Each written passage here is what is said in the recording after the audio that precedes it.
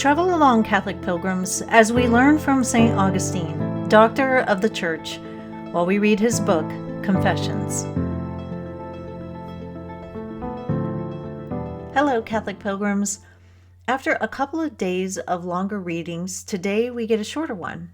St. Augustine has the desire to hear debates between Manichees and those that know Scripture well, and of course, that's a step in the right direction. We will be reading from Book 5, Chapter 11, on page 105. Besides this, I thought that there could be no answer to the objections raised by the Manichees against the Scriptures.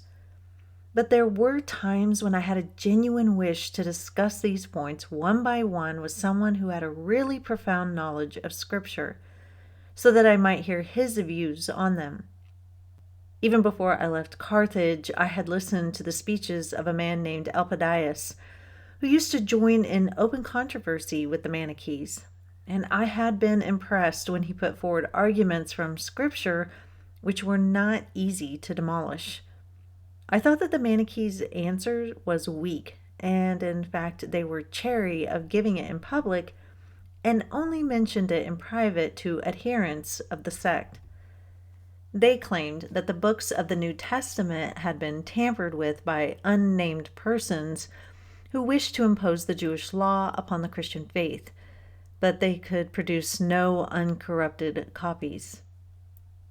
But it was principally the idea of the two masses of good and evil that held me fast and stifled me, for I was unable to conceive of any but material realities. Under the weight of these two masses, I gasped for the pure, clear air of your truth, but I could draw no breath of it. If anyone ever tells you that they completely get the Bible, you can be sure that they are lying to you or deceiving themselves. Scripture is layered and deep and full of mystery. With no other book can you just go over it again and again and always glean something new each time. Now, I don't write about the Bible every day, but I have written my fair share of posts where I reflect on Bible verses, and I never run out of things to say. I mean, how could you? God is infinite. Scripture is one of those things that needs a guide. Sure, we can read it for ourselves, and we should, and we can get a lot out of it. But to uncover and unpack the depths of it, we need a teaching authority, someone or something, i.e. the church, who can help us understand it. The Bible cannot just be left up to everybody's individual interpretation, because when that happens, you get lots and lots of denominations. I have 3 men that I really look to help me understand Scripture. Every morning, I listen to biblical scholar Jeff Cavins reflect on the day's gospel reading. Every Sunday, I listen to Bishop Barron's homily, where he does such a good job of tying the 3 readings together. And Scott Hahn has really helped me uncover the mysteries of the Bible. These are well-taught, brilliant men, and I have learned so much from them.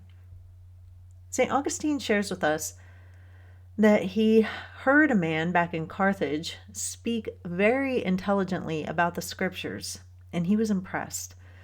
So impressed that he can see how weak the Manichees' answers are in response. Because Scripture is divinely inspired, it is intelligent, highly intelligent, which means that for a newbie, you need a good guide. St. Augustine isn't quite ready to let go of Manichaeism because he just can't get his mind past the material world.